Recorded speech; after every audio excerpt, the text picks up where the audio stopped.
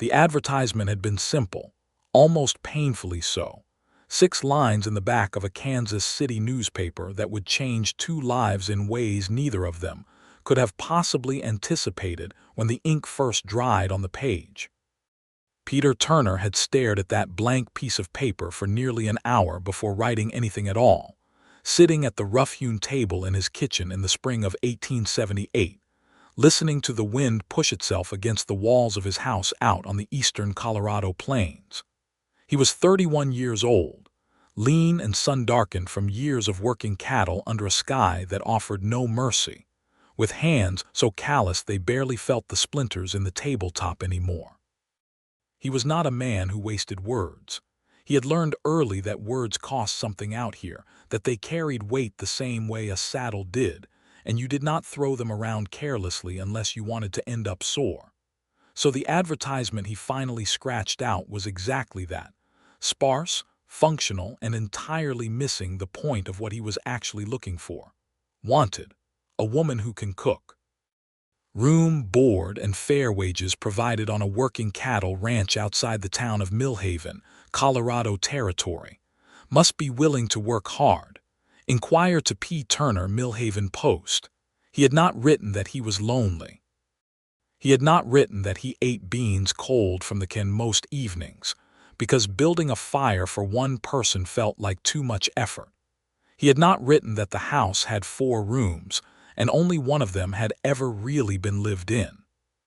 He had not written that sometimes he stood at the window and watched the sun go down over the grasslands, and felt a kind of hollow ache in his chest that had nothing to do with hunger and everything to do with the particular silence that settles over a man who has been alone too long. He had written, "A woman who can cook," because that was the practical thing. That was the thing a reasonable man of 1878 could put in a newspaper without embarrassing himself.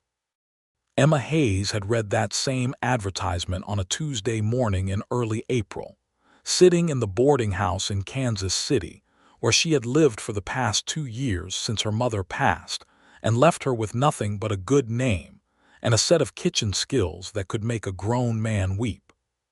She was 26 years old, with dark auburn hair she kept braided back during the day and dark brown eyes that noticed everything, and she had a quality about her that people tended to describe differently depending on whether they liked her or not. The people who liked her called it steadiness. The people who did not called it stubbornness. Emma herself called it simply having opinions, which she did not consider a flaw. She had been looking for work. Kansas City in 1878 was not a cruel place for a woman with skills, but it was a limited one, and the boarding house she lived in had raised its rates twice in the past year, and the laundry work she had been taking in was doing damage to her hands that she did not care to contemplate at 30 and beyond. She had cooked for restaurant owners who paid her half what they paid their male cooks and told her to be grateful. She had managed households for wealthy families who treated her like furniture. She was tired in a way that was not about sleep. When she read Peter Turner's advertisement, she did not fall into any romantic notion about it. She was not the kind of woman who entertained romantic notions lightly. What she felt was something more pragmatic, the sense that the Colorado Territory was wide and open, that a ranch was a real place with real work, that fair wages meant something if the man behind them meant what he said, and that she had nothing in Kansas City holding her there except a rented room and habits she had not chosen. She wrote her reply that same afternoon. It was considerably longer than his advertisement. She told him she was 26, unattached, experienced in cooking for large numbers of people, capable of managing a kitchen from scratch or from nothing, comfortable with hard work, and clear about what she expected in terms of conditions and wages. She also told him she did not tolerate being spoken to without respect, and that if the position involved anything other than cooking and household management, he should find someone else. She signed it Miss Emma Hayes and posted it before she could talk herself out of it. Peter received the letter 11 days later, which was about as fast as a letter could reasonably travel in 1878 between Kansas City and Millhaven, Colorado Territory, given that Millhaven was more of a suggestion than a town, a scattering of buildings along a creek bend that included a general store, a livery, a post office that operated out of the back of the general store, a saloon called the Dusty Rose that had ambitions above its station, and a church that had ambitions about the saloon. He read Emma's letter standing at the post office counter, and then he read it again, which was unusual for him. He was not accustomed to letters that said so much. He wrote back, "The position is cooking and household management, nothing else. I keep my word. When can you arrive?"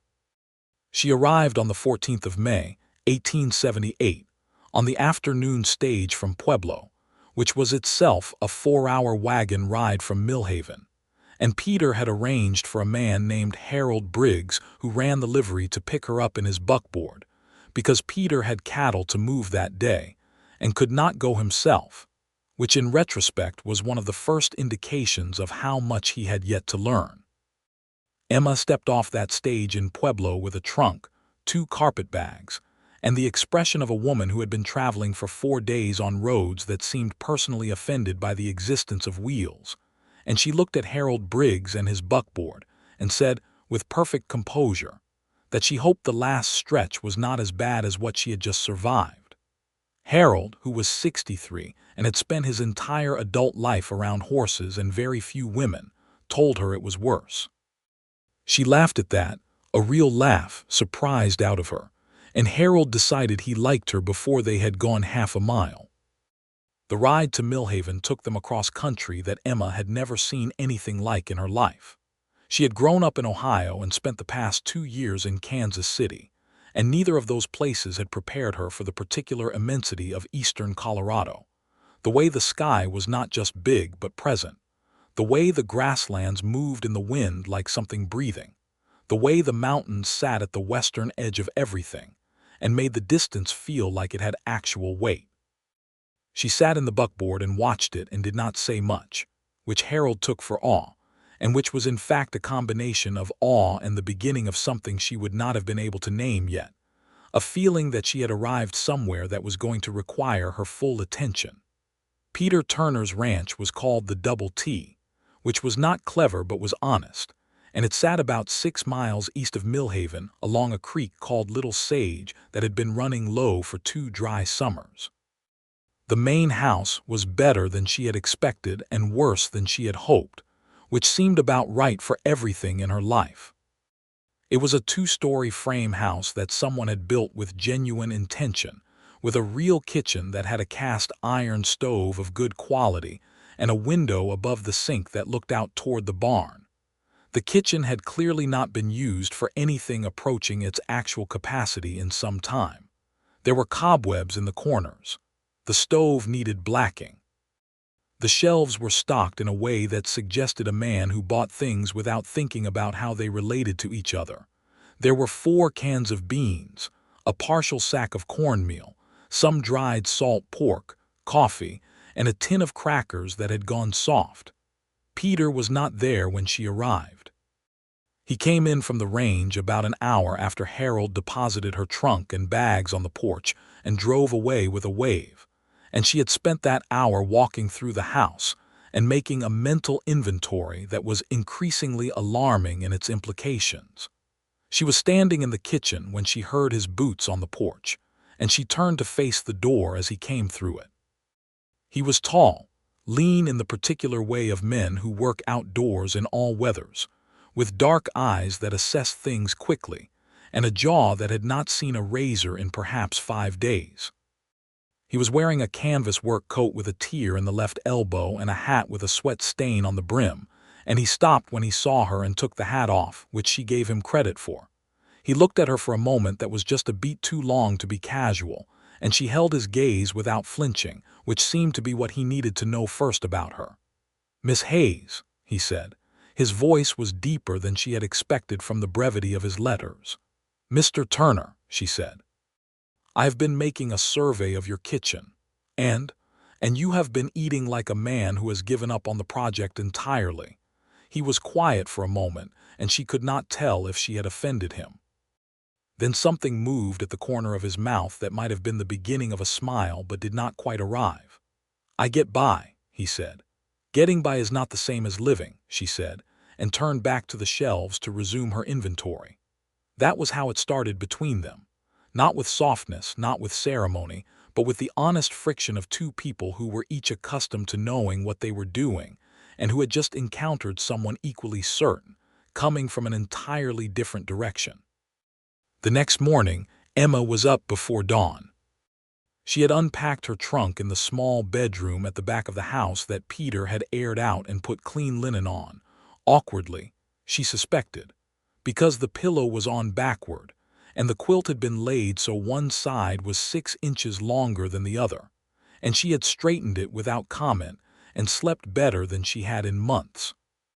She was building a fire in the stove when she heard him moving around upstairs, and by the time he came down, she had coffee going and was examining the cast iron skillet with the critical eye of a woman who had opinions about cast iron, which she did. Peter came into the kitchen and stopped. The smell hit him first. Real coffee, the kind that had been given time and attention, not the bitter boiled-down sludge he had been making for himself for years. He stood in the doorway and breathed it in like a man coming up from underwater. "Sit down," she said, not looking up from the stove. "Breakfast will be ready in a few minutes." "You don't have to cook breakfast," he said. I thought dinner was the main thing." She looked at him over her shoulder, with an expression he would come to recognize as the one she wore when he had said something that revealed the full extent of his self-neglect. "When did you last eat a proper breakfast, Mr. Turner?" He thought about it genuinely. "I'm not certain," he admitted. "Sit down," she said again, and this time he did. She made eggs scrambled with a little dried herb she had brought in her carpet bag, and biscuits from the cornmeal that she had risen early to mix, and salt pork fried until it was something you actually wanted to eat rather than something you ate because it was there. She set it on the table in front of him and poured the coffee and then sat down across from him with her own plate, because she was not the kind of woman who stood at the stove and watched other people eat. He took the first bite of the eggs and went still. She watched him, not entirely without satisfaction. He started and then stopped and looked at the plate as if it had done something unexpected. "This is very good." "I know," she said pleasantly. "I need a list of what you want me to buy at the general store. Your current supplies are inadequate. I will need flour, proper flour, not the bag that's been sitting in that corner since what I estimate was late autumn. Also butter if they have it, and lard and dried beans that I can actually cook rather than open from a can, and some spices. And I would like to know whether you keep a kitchen garden, because the ground near the south wall of the house looks like it was used for one at some point." Peter stared at her. In 2 years of living alone on this ranch, no one had talked to him like this over breakfast, or over any meal, or in the morning, or at all on most days. It was startling, and it was also, in a way he did not immediately examine, the most alive he had felt in some time. "There was a garden," he said. "I haven't kept it up." "I intend to," she said, "if that is acceptable." "Everything you're describing is acceptable," he said, and went back to his breakfast, and they ate together in a silence that was entirely different from the silence he had been living in, because it was populated. The days settled into a rhythm that neither of them had planned, but both of them found themselves relying on more quickly than either would have admitted. Emma learned the ranch the way she learned everything, thoroughly and on her own terms. She walked every inch of the property in the first week, asked Peter questions at dinner that were so specific and practical he had to think hard to answer them, and by the end of the second week, she had the kitchen running in a way it had clearly never run before. The smell of bread baking began to drift out across the yard in the afternoons, and the 2 ranch hands who worked for Peter, a man in his 40s named Clem who had a silver tooth and a steady disposition, and a young man of about 20 named Josiah who was new to cattle work and slightly afraid of everything, both began to find reasons to be near the house around mealtimes. Emma noticed this and set 2 extra places at the table without making a production of it. She had grown up cooking for large families in the houses she worked in, and feeding people was not a burden to her. It was, if she was honest, one of the things she loved most, the particular satisfaction of watching someone eat something you had made well and seeing their whole posture change.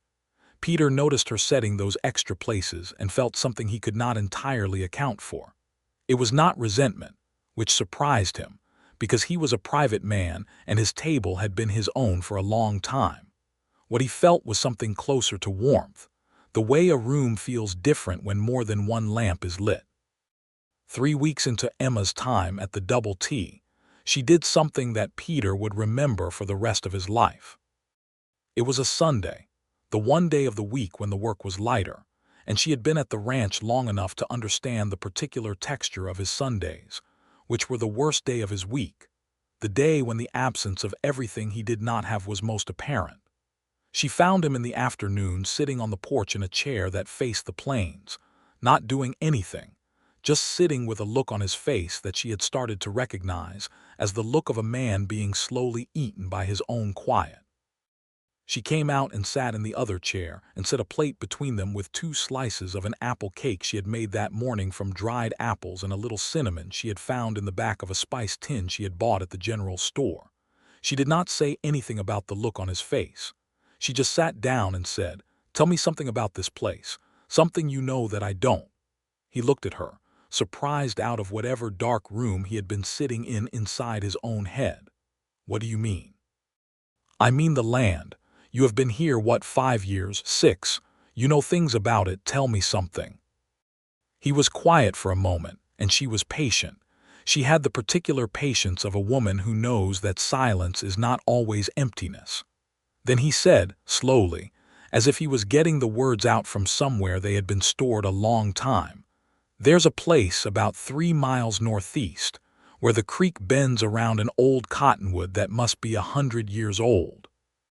In the spring, when the water's right, the light comes through the leaves late in the afternoon and it looks like something is on fire, but it's not fire, it's just light. I don't know why it does that. I've tried to figure it out and I can't. I just know it happens." She was looking at him while he said this, and she felt something she was careful not to examine too closely, because she was a practical woman and she had been at this ranch for 3 weeks and she had a job to do. "I would like to see that," she said simply. He looked at her for a moment and then looked back at the plains. "I could show you sometime," he said. His voice was different when he said it, a little rougher, a little more careful.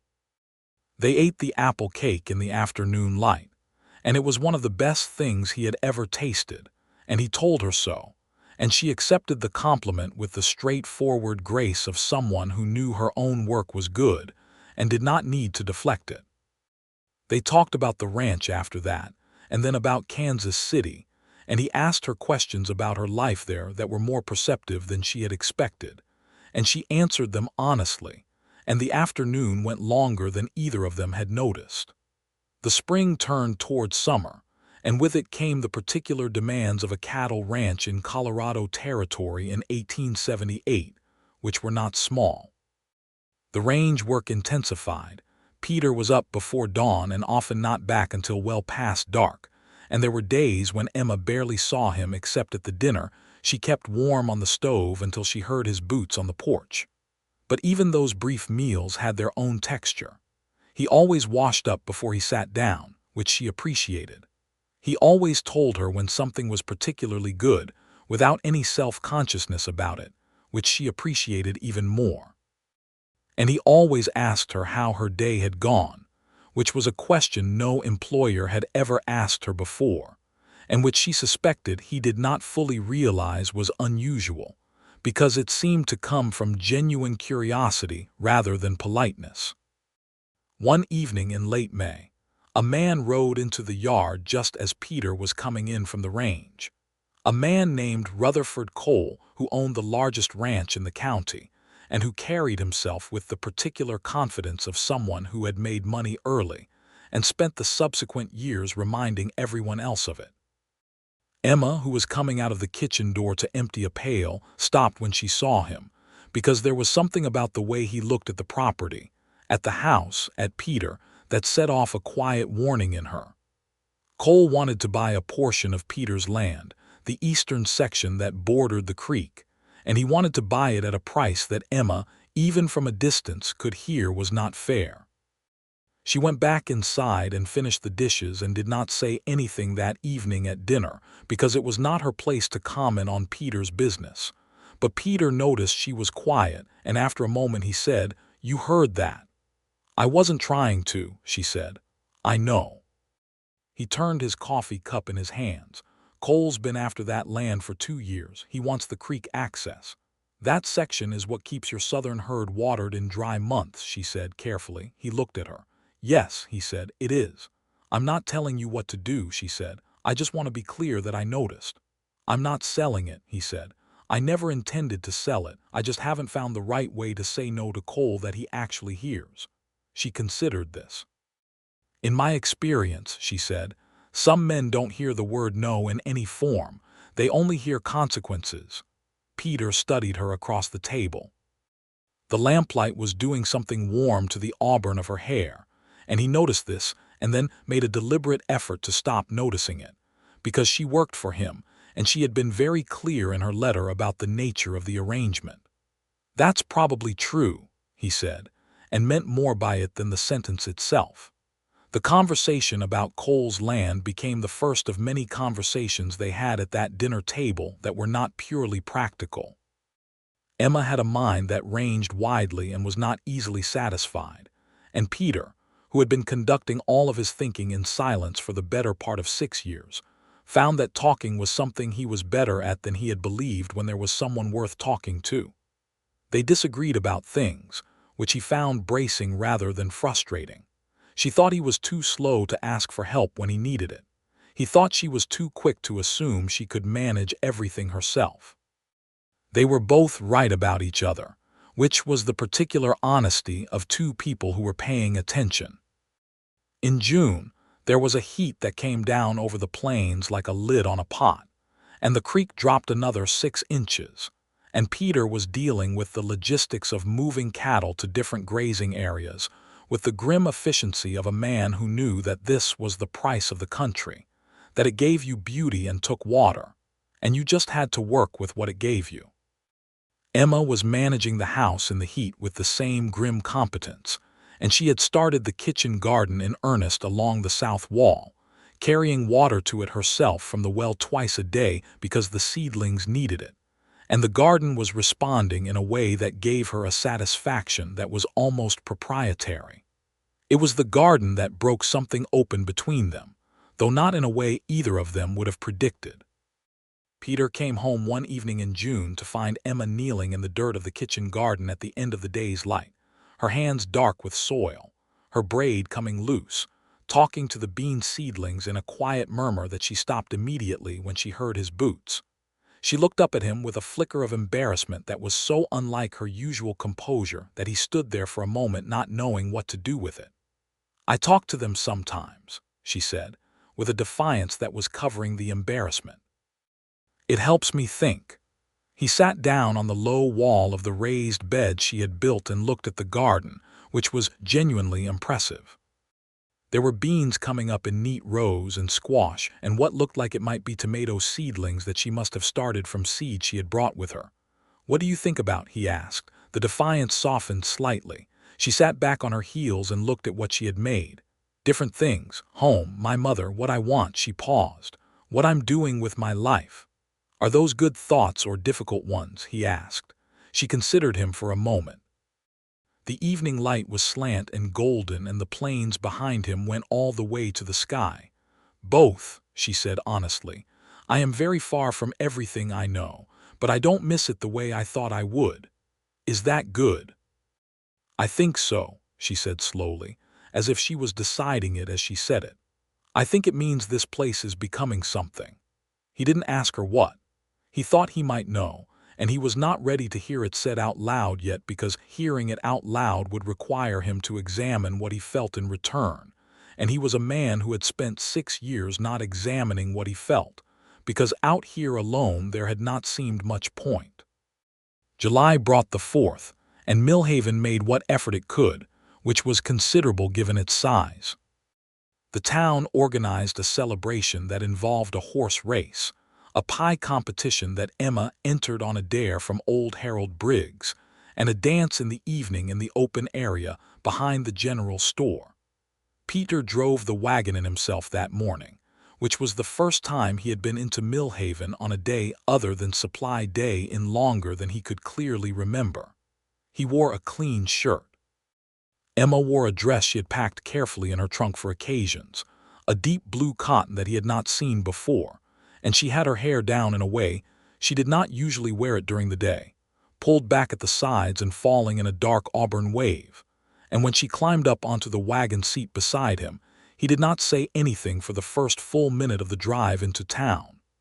"You look very fine today, Miss Hayes," he finally said, and his voice came out slightly rougher than he had intended. She turned to look at him with an expression that was pleasantly surprised, which told him compliments were not something she had been given in abundance, which he found both infuriating and informative. "Thank you, Mr. Turner," she said, in a tone that was giving him nothing else, which he had learned to interpret as her protecting herself. The pie competition, she won it. Her entry was a peach pie made from dried peaches she had been reconstituting for 2 days, with a lattice crust that was something to look at and something even more to eat. And the judge, who was Millhaven's postmaster and a man of considerable dignity, ate 2 pieces before declaring the outcome. Emma received a blue ribbon and a small cash prize that she held in her hand, and looked at with an expression that Peter could only describe as private triumph.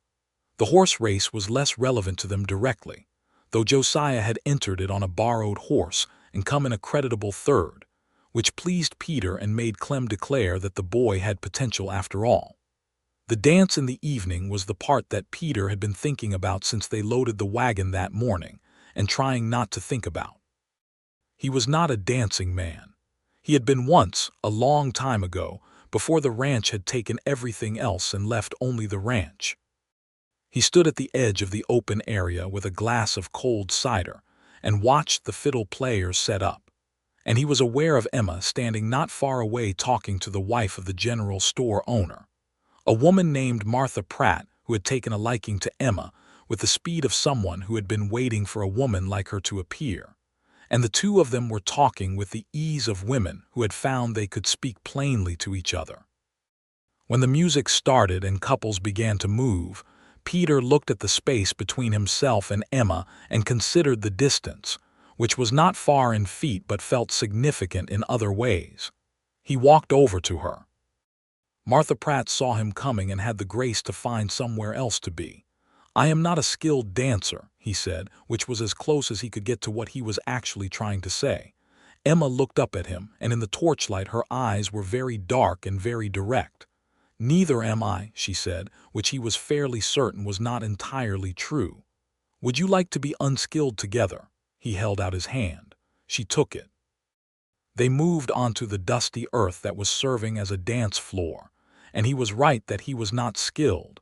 But he was not as bad as he had feared, and she was in fact a perfectly capable dancer who simply adjusted to him so smoothly that he did not feel like a liability. They danced for 2 songs, and the fiddle players were playing something fast and lively, and by the second song she was laughing because he had made a misstep and caught himself with a look of such concentrated embarrassment that it was genuinely funny. And her laugh was the sound he had heard that first day in the buckboard story Harold had told him about afterward, the surprised, real laugh, and he felt it somewhere in the center of his chest like a struck bell. When the music paused, they stood together, and she was close enough that he could smell the lavender she put in her hair water, and he did not step back. "Emma," he said, and then stopped, because he had called her Emma instead of Miss Hayes and she had noticed it. He could see that she had noticed it, and he had not planned to do that, it had just come out. She did not correct him. She looked up at him and said quietly just for him, "That is my name." They stood there in the warm July night, while around them other couples moved and the fiddle started up again, and neither of them moved apart, and Peter Turner understood with a clarity that he had not felt about anything except cattle, and whether in years that he was in very serious trouble, and that he had no desire whatsoever to do anything about it. They drove home under a sky that was extravagant with stars, because the Colorado Plains in 1878 had no electric light to compete with, and the Milky Way ran overhead like something poured. Emma sat beside him on the wagon seat and they talked, easily, the way they had been talking for weeks but with something new underneath it now, some frequency that had changed. She told him about growing up in Ohio, her mother who had been a remarkable cook and had taught her everything, her father who had died when she was 12 and left her mother to manage on strength alone. He told her about coming west at 23 with nothing but a horse and a letter from a distant uncle who had then died before Peter arrived and left him a piece of land that needed everything and had everything to offer, and how he had stayed because leaving felt like admitting something he was not willing to admit. What would leaving have meant? She asked. That it was too hard, he said simply. That I wasn't enough for it. She was quiet for a moment, looking at the dark shapes of the grasslands flowing past. I think the harder question, she said carefully, is whether being enough for the land is the same as being enough for a life. He held the reins and let the horses find their way in the dark, which they could do without much direction. No, he said after a long pause. It is not the same, she nodded as if he had confirmed something she had suspected. Good, she said. I am glad you know that. August came and the heat did not break early, and the work on the ranch was relentless, and there were weeks where practicality pressed down on everything, and the warm current that had opened between them at the July dance was still there, but running beneath the surface of days that were full of drought management and cattle and the particular grinding patience that the land required. But there were evenings, and there were Sunday afternoons, and there were meals, and the meals were always there. Emma had transformed the kitchen into a thing of real competence and warmth. The garden was producing, and what she did with fresh tomatoes and fresh beans in August 1878 would not have been out of place in a much finer establishment than a cattle ranch in eastern Colorado. She made a soup one evening from tomatoes and dried herbs, and some beef stock she had been developing for 2 days that Peter ate 2 full bowls of, and then sat at the table looking at the empty bowl as if he did not quite believe it. My mother would have loved this kitchen, she said. She was washing up at the sink, looking out the window at the dark yard. She always said that a good kitchen was a kind of church, a place where you made something real. Peter was quiet, watching her back. I think you've made it that, he said. She turned around. There was something in his voice that she had been cataloging carefully for weeks, the shifts and textures of it, the way it changed when he was talking about something that actually mattered to him. This was one of those times. She looked at him across the kitchen and the lamplight was warm and the house was quiet and she said, before she could think better of it, Peter, I need to tell you something. He waited. I came here for a job, she said. That was honest. I needed work and this was good work and I took it. But I want you to know that this place, that what you have here, it is not what I expected. And I am not the same person I was when I got off that stage in May. He stood up from the table. He was not a man who moved quickly toward things that mattered to him.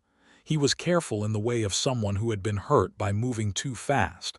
But he crossed the kitchen to where she was standing, and he stopped close enough that she had to look up at him slightly. And he said, I placed that advertisement because I thought I needed someone to cook. I did not know I needed someone to show me that I had been living in about a quarter of my own house. She stared at him. What do you mean?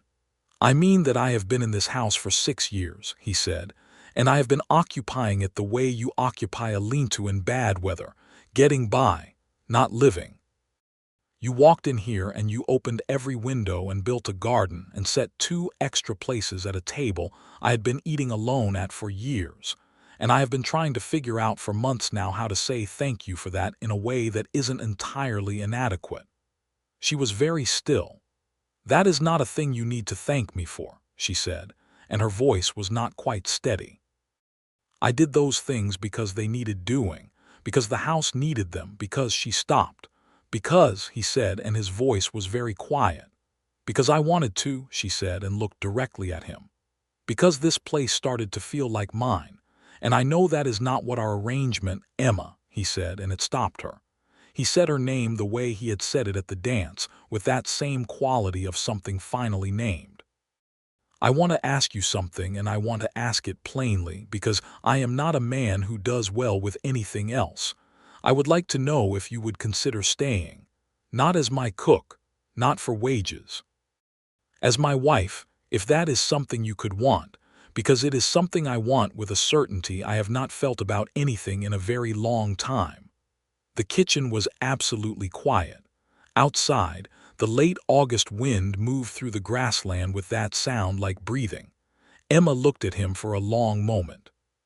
She had come to this ranch with a carpet bag and a set of kitchen skills, and a determination not to be taken advantage of, and she had not come expecting this.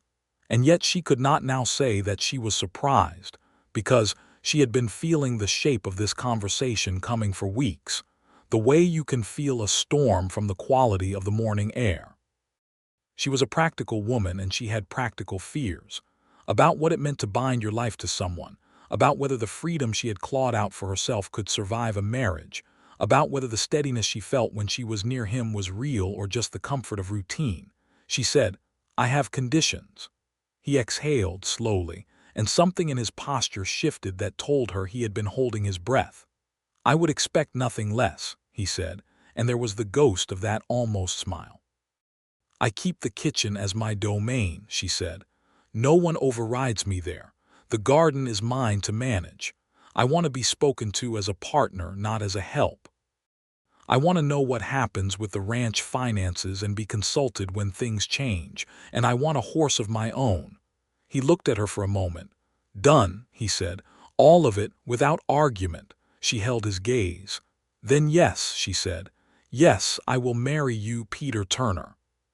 He reached out and took her hand from where it rested at her side and held it, just held it, not pulling her toward him, just with his hand around hers, and the contact was so simple and so enormous that she had to look away for a moment to manage her own expression. "When?" he said. "Soon," she said. "Before I think too carefully about it." He laughed.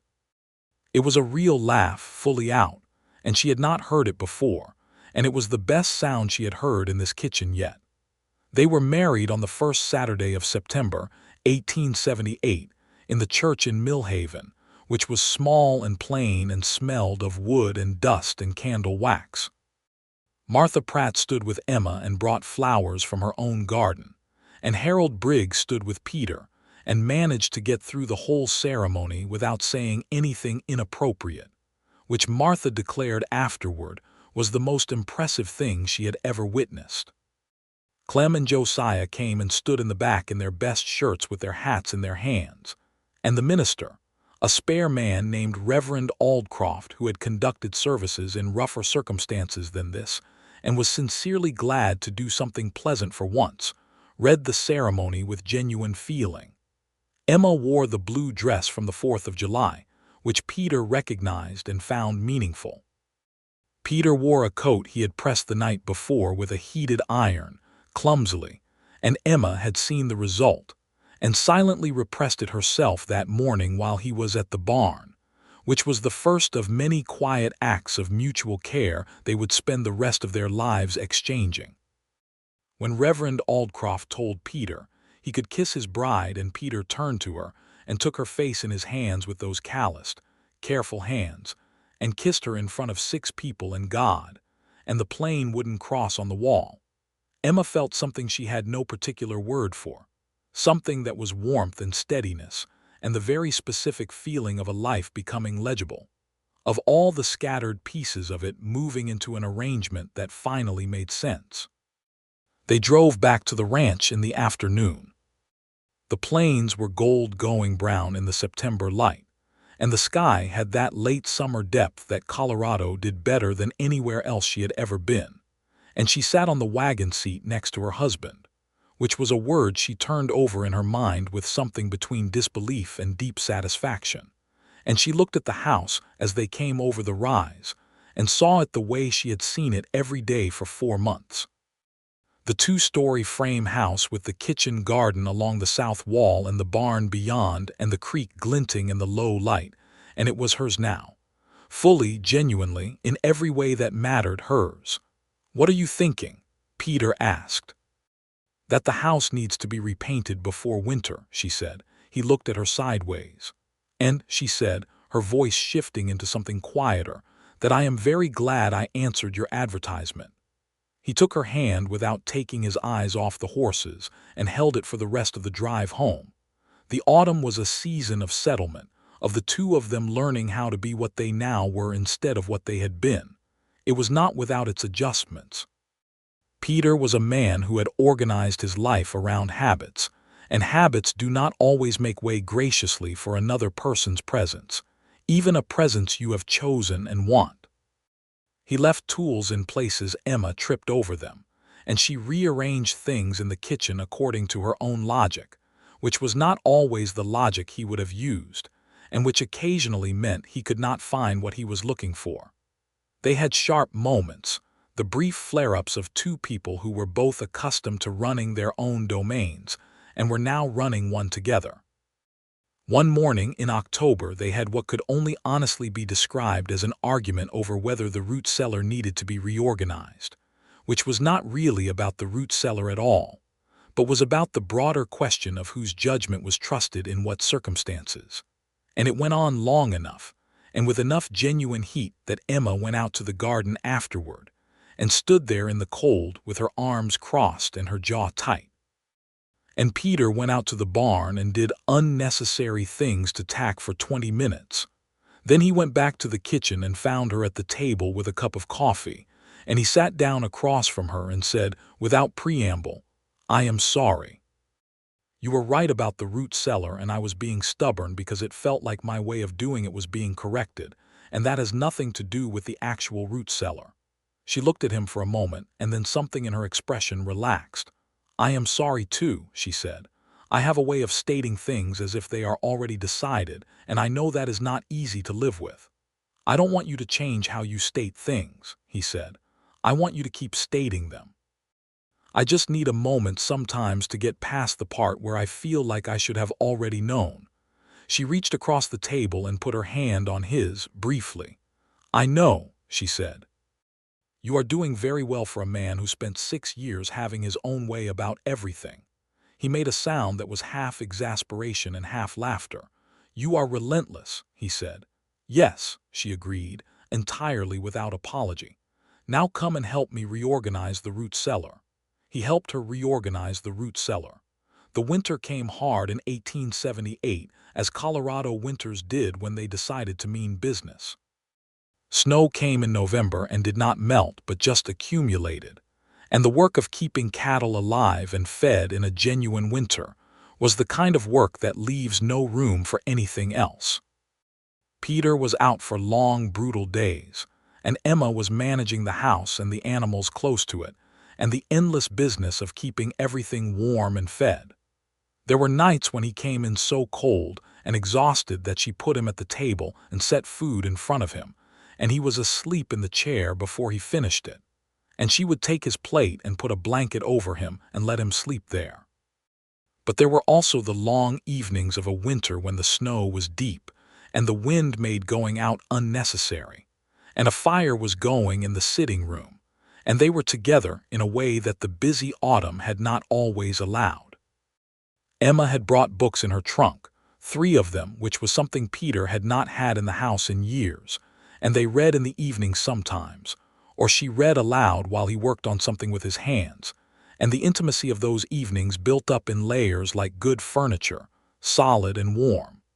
She told him one of those evenings, in late December with snow against the windows and the fire doing its best, that she was carrying their child.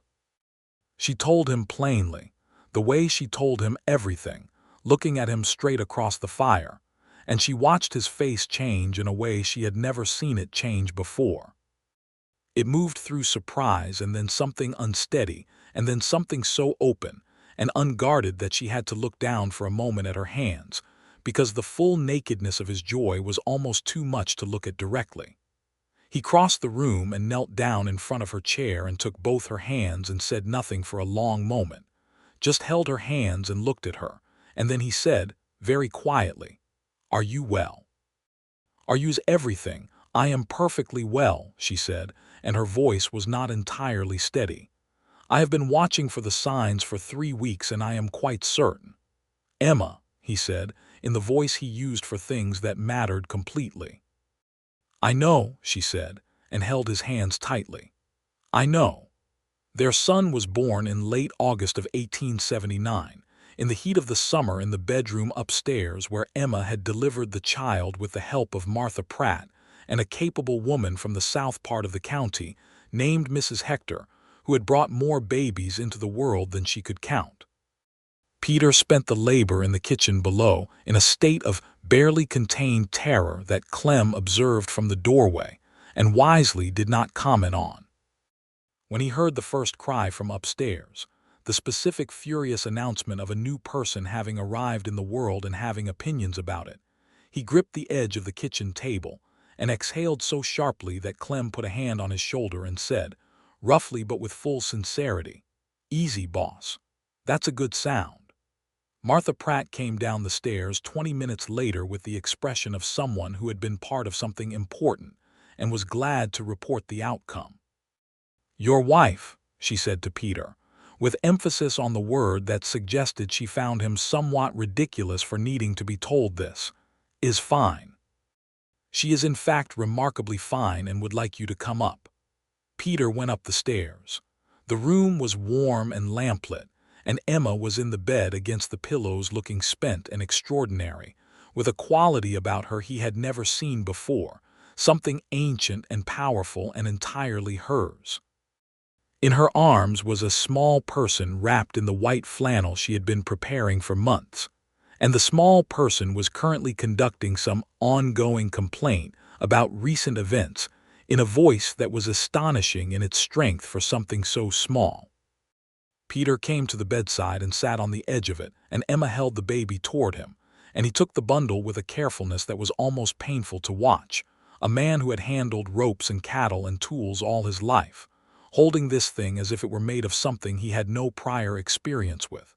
He looked at the baby's face, the red scrunched outrage of it, the tiny furious hands, and he looked at Emma, and he could not speak for a full minute. "He looks angry," he finally managed. "He has opinions," Emma said, with a ghost of her usual composure and a smile that was the most tired and most genuine thing he had ever seen. "He comes by it honestly." They named him James, for Emma's father who had died when she was 12, and for no Turner in particular because Peter had never known his family well enough to carry their names, which was a sadness Emma had drawn out of him over many evenings, and which she had decided to honor by filling the space with something of her own. James Turner was a large, healthy, loud-voiced baby who grew into a sturdy, curious toddler, and then into a small, determined person who followed his father around the ranch from the moment he could walk with any reliability, which was early and was accomplished with the focused intensity of someone who had places to go. He had Emma's dark eyes and Peter's build, and he had a quality of attention, a stillness when he was looking at something new, that was entirely his own. In the spring of 1881, Emma told Peter that James would be getting a sibling. This time she told him over breakfast, and this time he did not need to kneel down to recover from the news but simply reached across the table and took her hand and said, "Good. He has been treating Clem as a companion, and Clem is very patient, but I think he would prefer a peer closer to his own age." Emma laughed. "He is 2 years old, Peter." "Exactly. He needs someone to argue with." Their second child was a girl, born in November 1881, during a cold snap that came in early and made the whole ranch draw in toward its center like a fist, and she arrived into the world with considerably less drama than James had managed, as if she had assessed the situation and decided efficiency was preferable. They named her Caroline for Emma's mother, and she had Peter's jaw and Emma's hair, and from the very first days of her life she regarded the world with a mild, interested expression that suggested she was taking notes. The double T grew in those years. Peter had bought the adjacent land when its previous holder sold out and moved east in 1880. Not the land Cole had wanted, but a section to the north that gave them more reliable winter grazing. He had hired 2 more ranch hands and built a proper bunkhouse that Clem supervised with the authority of a man who had been sleeping in inadequate quarters long enough to have strong opinions. The cattle operation was genuinely profitable now, not just surviving but actually building towards something. And the kitchen, Emma's kitchen, was the center of everything.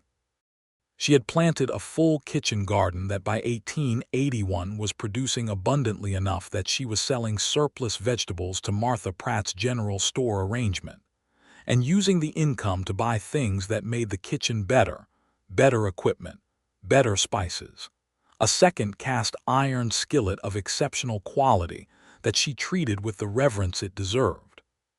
She had started teaching Martha Pratt's daughter to cook on Saturday afternoons, and the girl had a natural gift that Emma recognized immediately and took seriously. One evening in the summer of 1882, Peter came in from the range and found Emma at the kitchen table with the household accounts, which she had been keeping now for 3 years with a thoroughness that had surprised him in the first months and no longer surprised him at all. James was in the corner playing with a wooden horse that Clem had carved for him. Caroline was asleep in the cradle near the window. The kitchen smelled of the beef stew that was waiting in the pot on the stove, and the light was the long warm light of a summer evening. Peter stood in the doorway for a moment, just taking it in, the way he occasionally permitted himself to do when he thought no one was watching. Emma looked up from the accounts and saw him standing there. "What?" she said. "Nothing," he said, and came in and hung his hat and sat down at the table. "You had a look," she said, going back to her figures. "I had a look," he agreed. "What kind of a look?" He was quiet for a moment. James had looked up from his horse and was regarding his father with those dark eyes. "The kind where I am aware of something," Peter said. Emma put her pencil down and looked at him fully. "And what are you aware of?" He looked at the kitchen, at the stew on the stove and the garden through the window and the cradle with Caroline and James with his wooden horse. And then at her auburn hair with the threads of early gray that had appeared in the last year and that she had noted without distress, and that he found, privately, beautiful. He said that I sent an advertisement to a newspaper 4 years ago asking for a woman who could cook, and that this is the least accurate description of what actually happened that I could have possibly written. She smiled at him, slow and genuine. "You asked for a cook," she said. "You needed considerably more than that." "I did not know what I needed," he said. "I knew I was cold beans out of a can, and a house with empty rooms and a ranch that was filling my days but not my life, and I didn't have the language for any of it. I just knew I was hungry in a way that had nothing to do with food." Emma was quiet, looking at him with that steady dark gaze that had seen through every defense he had ever erected without ever once making him feel exposed against his will, because she had always waited for him to open the door himself. "You wrote a 6-line advertisement," she said softly, "and I wrote a letter that was 2 pages long, and I think that tells you everything you need to know about us." He laughed. "I have been trying to keep up ever since." "You are doing reasonably well," she said, "for a man of initially limited vocabulary." James, sensing that the adult conversation had gone somewhere he did not understand, tugged on his father's sleeve and presented the wooden horse for inspection. Peter took it and examined it with the grave attention that children require from adults when objects are presented to them, and asked James where the horse was going. And James told him at length and with considerable circumstance about the horse's plans, which involved the barn and a great deal of territory beyond it. Emma watched the 2 of them across the table, her husband and her son, and went back to the accounts with a feeling in her chest that had no adequate name, but that she had stopped trying to name some time ago. It was enough that it was there. Rutherford Cole made one more serious effort at the creek land in the spring of 1883. this time with a lawyer from Pueblo, and a document that was intended to look more official than it was. Peter came home from that meeting in Millhaven with a harder set to his jaw than Emma had seen since the early months, and she sat with him at the table after dinner, while the children were in bed, and read the document herself, carefully, because she had a good head for legal language and had always been better at it than she let on. "This claim is not legitimate," she said, setting the papers down. "He is arguing easement rights based on historical usage, but the deed record shows that his family's claim never extended to this section. You need the deeds, and you need to present them clearly, and if Cole keeps pressing, you should write to the land office in Denver." Peter looked at her. "You know land deed law." "I know how to read," she said, "and I know that if something is written down it can be read and argued.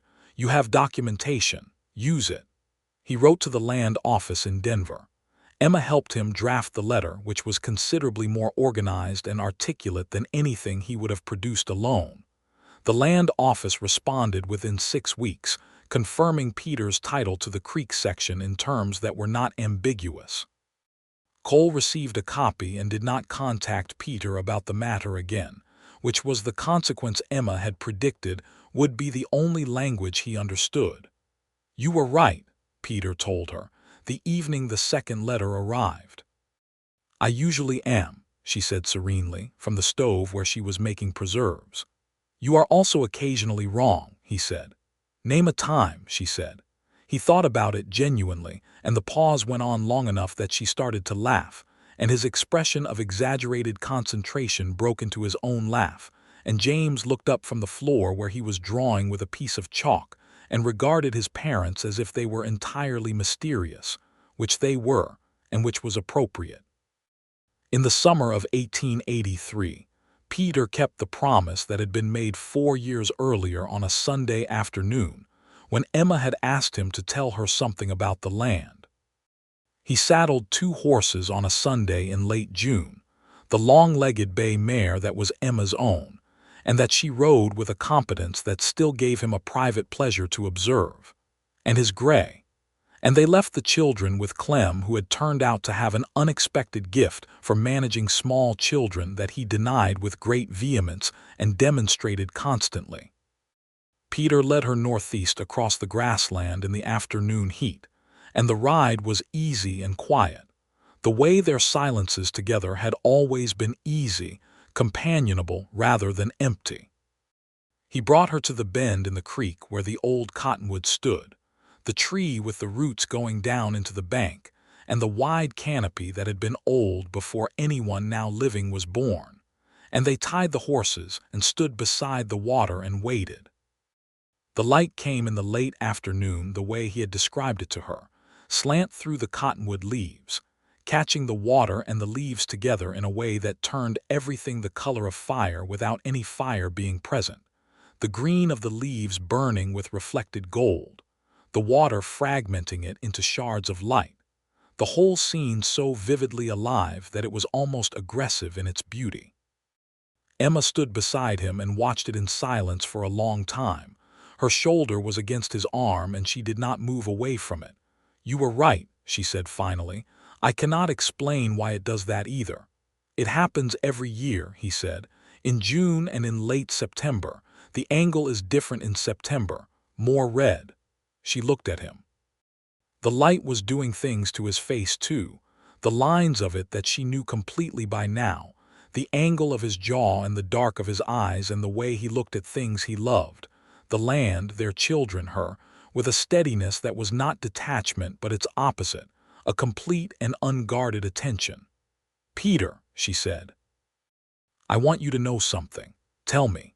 "That first day," she said, "when I came into your kitchen and looked at those shelves, I thought, this man has given up, not on work, not on the ranch, but on himself, on the idea that he deserved to be fed well, to live well, to have a day that contained something beyond function." She paused. "I was not wrong about that." "No," he said, "you were not. But what I did not know then," she said, "was that it went both ways, that you would show me things too. That I would come out here thinking I knew what I needed, and find out that what I needed was considerably larger than what I had planned for." He looked down at her.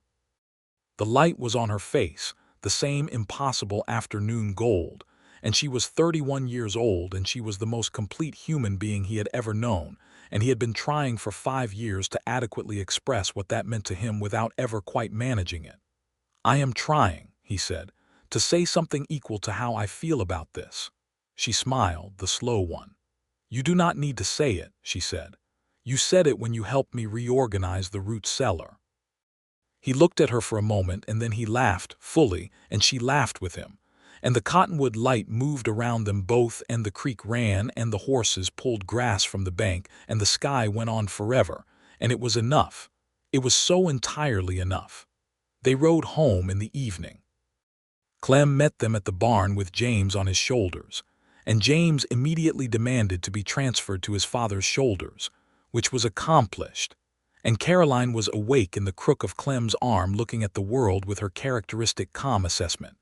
And Emma took her daughter and walked toward the house with the baby against her shoulder, and the kitchen garden along the south wall showing the full flush of its summer abundance. The years that followed had the quality of something earned. The double T continued to grow. By 1885, it was a recognized operation in the county, not the largest but known for its quality cattle and for its stability, the kind of ranch that other ranchers referenced when they talked about how things ought to be managed. Peter had a reputation for straight dealing that was worth more in eastern Colorado than any advertisement, and Emma had a reputation that was harder to summarize, but that was felt clearly. When she came into a room or a conversation, things became more serious, more real, more capable of actually going somewhere. She continued to cook with the love and seriousness that she had brought to it since childhood, and the meals at the Double T had become a kind of legend in the small world of Millhaven and its surrounds. The ranch hands who worked for Peter over the years all spoke of those meals for the rest of their lives. There were 3 of them after 1884. Clem, who showed no signs of leaving as long as the food was what it was and the work was honest, and 2 others who rotated through as the seasons demanded, and Emma fed them all without fuss and without condescension, which was rarer than it should have been. Josiah, who had been so young and tentative when Emma first arrived, had left the ranch in 1882 to start his own small operation with a woman he had married from a neighboring county, and Emma had given them a wedding gift of seeds from her garden and written recipes for preserves that the new wife declared she used every autumn thereafter. It was a small thing and a large thing at the same time, which was the nature of most meaningful things. In the spring of 1886, their 3rd child arrived, a boy they named Thomas after a friend of Peter's who had been killed in an accident with a runaway wagon in the previous winter, and who had been the kind of uncomplicated good man that the world could not afford to lose. Thomas Turner came into the world in April with a shock of red hair that was entirely unexpected on both sides, as far as either of them knew, and which delighted everyone who saw him, and which Thomas himself would later regard with equanimity when he was old enough to regard anything with equanimity. James was 7 by then, serious and intent, already following his father across the range on his own pony. Caroline was 4 and had developed a specific personality that was difficult to argue with, which Emma recognized with mingled pride and resignation. Thomas added a warmth and a laughter to the house that it had been building toward all along. One evening in the summer of 1887, when James was 8 and Caroline 5 and Thomas just past 1 year, and the house was the house that Emma had been quietly building it into since the day she arrived, with the good smells and the light and the lived-in quality of a place that had been tended and thought about and loved. Peter came home from the range at the end of a long day, and stood in the kitchen doorway as he had stood so many evenings, watching Emma at the stove. She was making a pie, one of her peach pies, from the peaches she had been putting up since July in the stone crocks in the cellar, and she was working with the focused ease of someone who had been doing this for 30 years, the movements entirely known and certain. The children were in the next room, James reading to Caroline and Thomas asleep in the corner on a blanket that the dog, a large and disreputable cattle dog named Biscuit, who had appeared at the ranch 2 years ago and been adopted with the inevitability of all good things, was sharing with evident satisfaction. Emma did not hear him come in. She was humming something under her breath, very quietly, a tune he recognized after a moment as something she had hummed the first time he had ever heard her laugh, in that buckboard story Harold had told him, the tune from the July dance where he had called her Emma for the first time and not been corrected. He stood there in his own doorway and looked at his kitchen and his wife, and listened to that quiet sound, and felt the accumulated weight of 9 years press against his chest in a way that was not painful, but was the closest thing to overwhelmed that he had experienced since the day their first son was born. Emma turned, as she always seemed to know when he was there, and she looked at him in the doorway, and she read his face the way she had learned to read it 9 years ago across a table with a breakfast plate between them. "Peter," she said, setting down her pastry brush. "I was just," he started. "I know," she said. She crossed the kitchen and stood in front of him and put her hand flat against his chest, the way she did sometimes, directly over his heart. He put his hand over hers. "I don't have the words," he said, which he had said to her before and which she had never held against him. "You don't need them," she said. "9 years ago I wrote an advertisement," he said. 6 lines. "And I was so certain I knew what I needed." She looked up at him with those dark eyes. "What did you need?" "You," he said simply. "I needed exactly you. I did not know your name or what you looked like or that you talked to bean seedlings when you thought no one was listening, but I needed exactly you." Her expression did something complicated and true. "I came here for a job," she said, the way she had said it years ago in the kitchen the first time, but differently now with the weight of everything since behind it. "I know," he said. "I stayed for considerably more than a job. I know that too." She leaned her head against his shoulder, which she had done 10,000 times now, and which always settled something in him that had been waiting to be settled. He put his arms around her, and they stood in the kitchen while the pie was baking, and the children were in the next room, and the dog shifted on the blanket, and the summer evening came through the window with all its light. The kitchen smelled of peaches and butter, and the particular warmth of a fire that had been well tended. The garden outside was at the full peak of its summer, the beans climbing their poles and the tomatoes heavy on their vines, the whole south wall of the house green and purposeful and alive. The plains beyond the yard were the deep gold green of late summer, and the mountains in the west held the last of the light the way they always did, long after everything else had let it go. Emma said, against his shoulder, "I am going to need you to take that pie out of the oven in about 20 minutes because I will be feeding Thomas and I need someone to mind the crust." He laughed quietly. "I can do that." "And tomorrow," she said, "James has been asking about the cottonwood. He wants to see the light." "We'll take all of them," Peter said. "We'll take them all and show them." She lifted her head and looked at him, and in her face was everything she was, the steadiness and the stubbornness and the warmth and the precision and the deep, anchoring love she had built into this kitchen and this house and this life the way she built everything, with care and intention and her whole entire self. "Yes," she said, "we'll show them."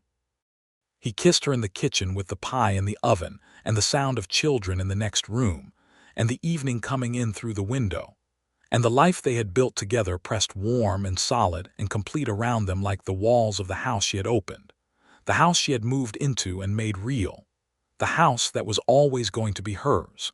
From the moment she walked through the door and looked at those empty shelves and knew, in the particular clear way she knew things, that something here was waiting to begin. Outside, the cottonwood down by the creek would be doing what it did in late summer, catching the failing light and turning it into something improbable, something that should have a name but didn't. And the creek would be running over its stones with that sound like talking, and the plains would go on forever in every direction, and the sky would be the particular deep transparent blue that it was out here in the evening of a good day. The kind of sky that makes you feel that the world is larger than your difficulties and more permanent than your fears, and capable of containing things you did not know you had coming to you. And in the kitchen of the Double T Ranch in the Colorado Territory, in the late summer of 1887, a man who had once eaten cold beans from a can in a house he only half inhabited stood with his arms around the woman who had come to cook for him and stayed to teach him what it meant to be alive, and felt, finally and completely, like a man who was living in his whole life. The pie came out perfectly, as her pies always did. James ate 2 slices and asked for a third. Caroline ate hers with the focused attention she gave to all good things. Thomas, too young for pie but intensely interested in what everyone else had, regarded proceedings from his father's arms with bright, knowing eyes that already looked like they were building up to opinions. Peter ate his slice slowly, the way he had learned to eat things she made, giving them the full attention they deserved, and when he set his fork down and looked at her across the table, he said, "That is the best thing I have ever eaten." "You say that every time," she told him. "I mean it every time," he said. She looked at him, at all of them, at the table full and the lamp bright and the kitchen warm, and she meant what she said next with the full weight of a woman who knew herself and knew what she had built and was not in the habit of saying things she did not mean. "So do I," she said, "every single time." And that was how it was, and how it stayed, and how it would keep being, day after day in the house on the Colorado plains, the kitchen warm and the table full and the two of them at the center of it, telling each other the truth.